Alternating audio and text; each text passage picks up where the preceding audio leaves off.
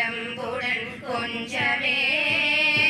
தந்தையணி வெந்தயம் கிண்கிணி சதங்கையும் தன் கடல் சிலம்புடன் கொஞ்சவே